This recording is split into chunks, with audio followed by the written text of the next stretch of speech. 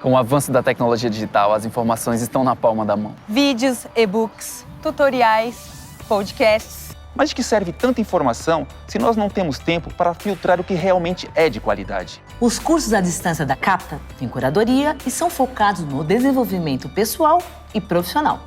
No que você é bom, para a Capta te deixar ainda melhor. Modernize o seu conhecimento e aplique no seu dia a dia. Vem aprender com a gente, Capta, o portal do conhecimento. Agora é a hora dos empresários da pequena empresa ganharem dinheiro com a internet. O Marketplace da KeepSell chegou com tudo. Você que tem um micro e pequeno negócio, venha vender os seus produtos num Marketplace focado em você. Cadastre-se no Marketplace da KeepSell e venda com segurança para qualquer pessoa física ou jurídica do Brasil, sem burocracia. Inscreva-se gratuitamente agora e coloque a sua empresa na era digital.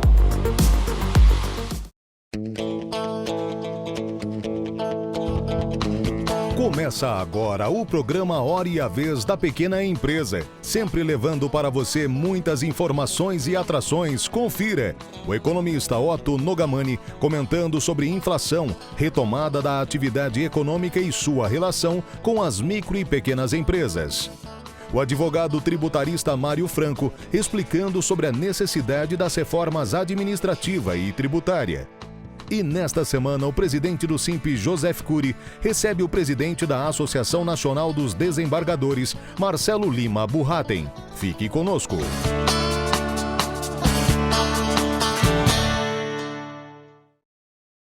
As recentes estatísticas divulgadas pelo governo, que medem os mais diferentes aspectos da nossa atividade econômica, têm mostrado que a nossa economia vem apresentando sinais de recuperação. Não tão fortes como tem sido alardeado, mas pelo menos o suficiente para chegarmos a um patamar próximo ao período anterior ao isolamento social. Entretanto, nesse conjunto de estatísticas, um dado especial chama a atenção, e é justamente aquele que mede o nível geral de preços da economia, ou seja, a inflação. Essa inflação é medida aqui no Brasil através do IPCA, Índice de Preço ao Consumidor Amplo, que nos últimos meses vem apresentando taxas preocupantes. Inclusive, em algumas situações, um dos maiores nesse período do Plano Real.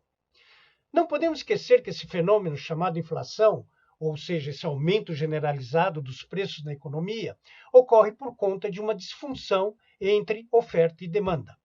Ou, como eu costumo dizer, o desejo de consumir da sociedade é maior do que a capacidade de produzir. O desejo de consumir é facilmente explicável, principalmente dada a própria característica da sociedade brasileira, que apresenta uma forte tendência a consumir. Muito ao contrário daquilo que a gente verifica em outras economias, onde a preocupação maior é justamente a de poupar. Bom, com a implementação ou com a concessão desse auxílio emergencial, é claro, as famílias, então, foram ao consumo, reforçando esse lado da demanda. Entretanto, não podemos esquecer que a indústria, nesse período de isolamento social, muitas delas tiveram que cerrar as suas portas temporariamente. E isso, então, fez com que a oferta de produtos e serviços fosse reduzida. Então, vejam, à medida que eu mantenho o desejo de consumir e a capacidade de produzir impedida por uma questão de saúde pública, então isso fez com que, à medida que a população continuou consumindo e à medida que a indústria deixou de produzir, isso então acabou criando esse desequilíbrio, fazendo então com que os preços naturalmente aumentassem. Entretanto, nós não podemos esquecer que, quando nós analisamos esse lado da oferta, surge exatamente o papel das pequenas e microempresas. Estabelecimentos extremamente importantes na nossa economia, principalmente levando-se em conta que elas estão na base de toda a cadeia produtiva.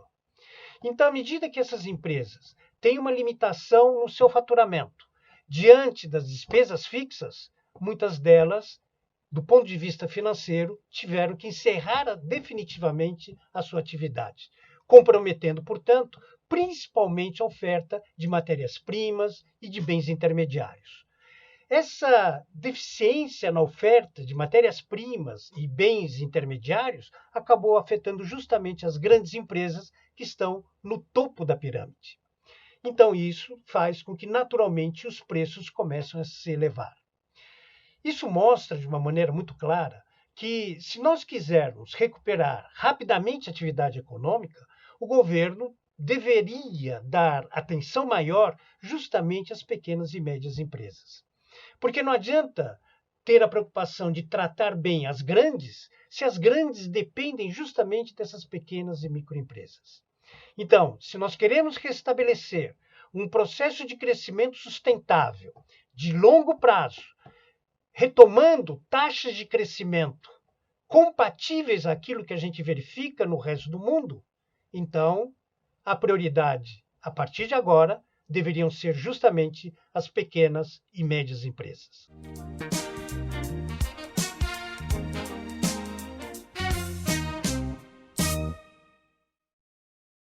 O próximo evento político a acontecer será a eleição, tanto para presidente da Câmara quanto para o Senado. E após, voltaremos a discutir as reformas estruturais. A mais famosa, a reforma tributária. Mas antes dessa, é necessário que foquemos na reforma administrativa. Passada a reforma administrativa, se essa vier e é necessária, temos que pensar numa grande reforma tributária, mas não essa que está sendo proposta, que concentra uma alíquota única nos impostos sobre consumo. Ao contrário, temos que pensar em concentrar tributação no imposto sobre a renda e no patrimônio, liberando toda a indústria, toda a atividade empresarial de concentrar pagamentos de tributos em cadeia, complicado, com dificuldade administrativa. É necessário pensar num sistema que tenha apenas o famoso sales tax americano, o imposto de consumo na ponta, mas deixando a cadeia absolutamente sem qualquer imposição. Com isso, concentraríamos a tributação na renda e patrimônio, o que é mais justo, equilibrado e alcançaríamos uma justiça fiscal, social maior. Isso é que devemos propor.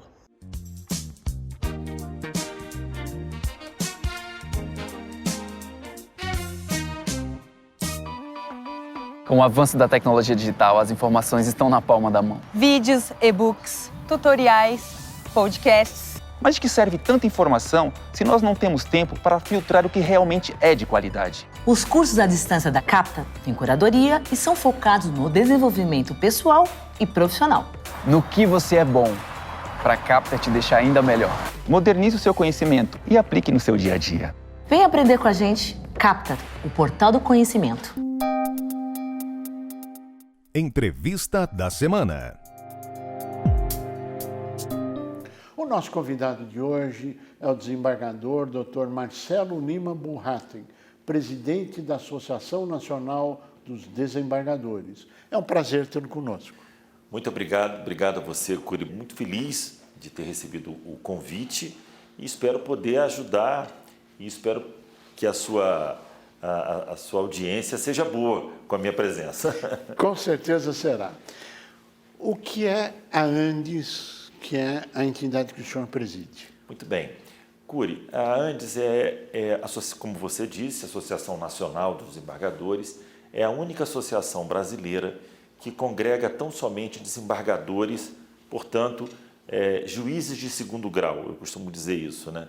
O desembargador é um juiz, segundo alguns, um pouco mais velho, que está na cúpula do Poder Judiciário, portanto, é aquele juiz que no Brasil se chama de desembargador, em Portugal também, que mantém ou revê as decisões dos juízes de primeiro grau.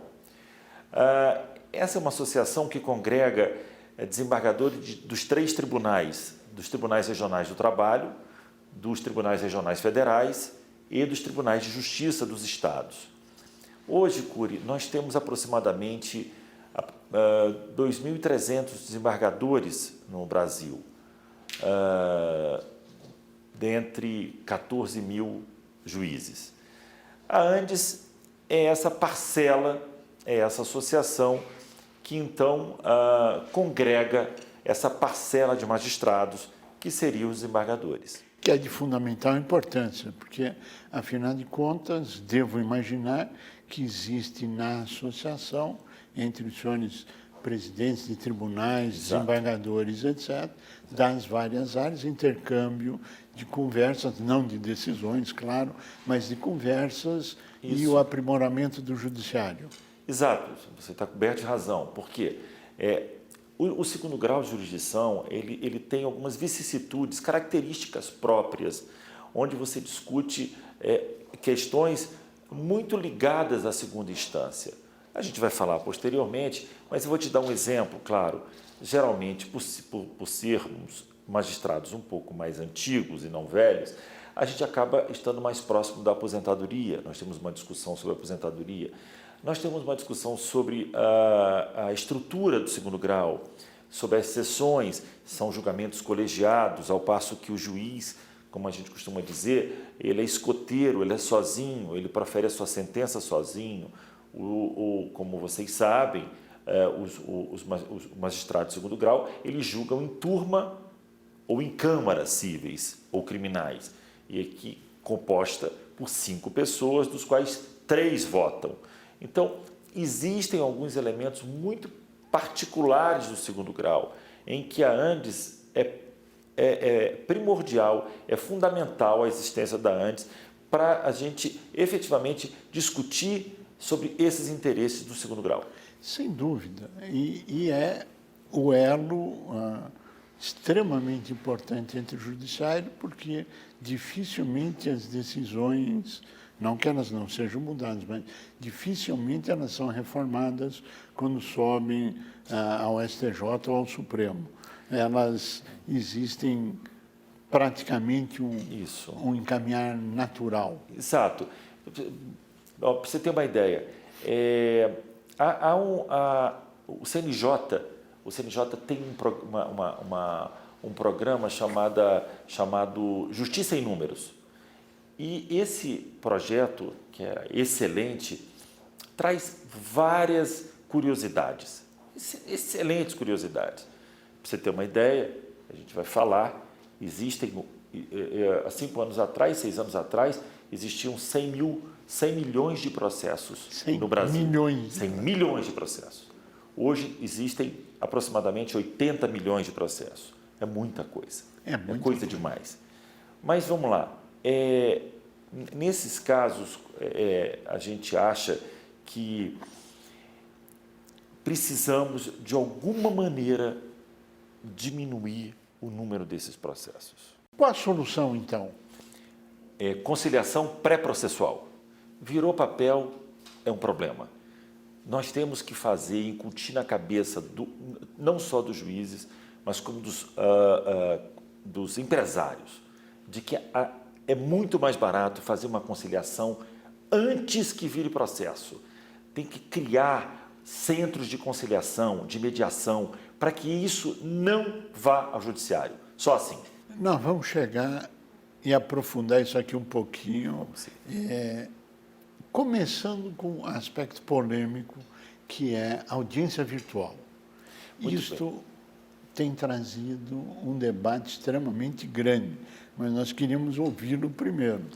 Então, Cury, o que a gente viu, né? Como chamado novo normal, que o que eu mais peço, o que eu mais rogo hoje no judiciário é que o judiciário volte ao antigo normal. Você me desculpa. Eu sei que eu sou uma voz, não sei se na maioria, mas eu estou aqui para entender, achar o que é melhor para o jurisdicionado. O antigo normal é a volta da presença física ao Poder Judiciário. Perfeito. E não via eletrônica. E não via telinha de computador. Isso. Porque eu acho que o judiciário é um poder. O poder não se apequena, o poder não se esconde, o poder tem que se fazer presente. Eu sei que nós estamos vivendo um novo normal e temos um motivo para isso, eu não desconheço. Que é a pandemia. Que é a pandemia. No entanto, eu acho que tem que ser tratado, Cury, como exceção. Sem dúvida. uma absoluta exceção. Sem dúvida. Nós não podemos continuar com esse modelo finda a pandemia. Todos vacinados, quem queira ou quem não queira, não importa, não vou entrar nessa discussão, mas nós temos que voltar ao que era antes. E o que éramos antes? Era um magistrado ouvindo, escutando, mediando, conciliando as partes. E eu dou alguns exemplos. Por favor. Nas varas de família, você sabe, eu fui antes de juiz, eu fui 20 anos promotor de justiça, dos quais vários anos em vara de família. Olha, eu posso dizer para você, Cury, um dos dramas mais acentuados no judiciário é uma discussão familiar, onde você leva esse conflito da sua casa para a mesa de uma pessoa que você nunca viu. Esse juiz que vai julgar o senhor ou a senhora que estão se separando, eles nunca viram os senhores. Então, eles precisam conhecer os senhores, precisam conversar com as partes, precisam ver os filhos, precisam saber como estão os filhos. Outro exemplo, o próprio, na área criminal, o juiz deve se ater, deve ver, deve olhar nos olhos do réu. O réu precisa saber quem é o seu algoz, entre aspas. O réu precisa saber, precisa conhecer a cara do juiz. Então, assim, eu rogo muito para que a gente volte, que o nosso novo normal seja o antigo normal, Cury. Eu queria agregar mais algumas coisas nisso, aqui, aproveitando seu expertise. Quantas pessoas frequentam ou frequentavam antes dessa pandemia. nova modalidade virtual um fórum, por exemplo, no Rio de Janeiro, onde o senhor é desembargador e preside há anos? Excelente pergunta. O Fórum do Rio de Janeiro, o segundo, me parece que o segundo mais movimentado do Brasil, lá passavam, frequentavam, estavam aproximadamente de 30 a 50 mil pessoas por dia. Por dia? Por dia. Passavam entre juízes, defensores, promotores, partes, testemunhas, menores, delegados, advogados, advogadas, passavam por lá. Ou seja, o comércio local era sustentado ao redor dos fóruns, pela existência do fórum? 100%. Eu frequento, Cury, o Fórum do Rio desde 1983, 82, mais de 40 anos. Eu sei exatamente o que é o fórum numa segunda-feira, o que é o fórum numa terça-feira de feriado. Não só o fórum, e o comércio. Fecha tudo. Tudo, claro. Os restaurantes, as bancas de revista, o comércio, as livrarias, tudo. Eu queria ter a sua avaliação, presidente, dessas audiências virtuais. Hoje existe um questionamento sobre a legalidade ou não nos fóruns trabalhistas, tenho certeza que na área criminal também, e deve existir em outras áreas. Qual a sua avaliação, presidente? Então, nós, por conta desse novo normal, essas audiências, e não só audiências virtuais, as sessões virtuais também nos tribunais. Sim. As sessões virtuais no Supremo, no STJ, em todos os tribunais e também em primeira instância. Há uma discussão muito interessante, inclusive em países como a Alemanha e como a própria Espanha, em que já se discute a legalidade dessas audiências sob o ponto de vista do amplo ou não direito de defesa. Essas audiências, de alguma maneira, afetaria, diminuiria o amplo de direito de defesa? Essa é uma questão interessante.